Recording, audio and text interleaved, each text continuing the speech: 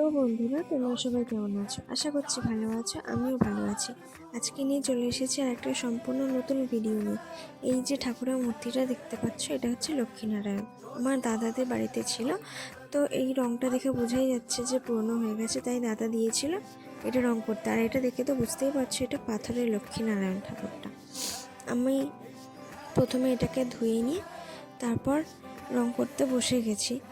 এবার অনেক দিন আগেই দিয়েছিল, আমি সময় পাইনি রং করার। তো আমি কিভাবে রংটা করছি তোমরা দেখতে থাকো, আর ভালো লেগে থাকলে প্লিজ লাইক, কমেন্ট, শেয়ার এবং নেক্সট ভিডিও দেখার জন্য সাবস্ক্রাইব করে দিও। টাটা। देखो शहर में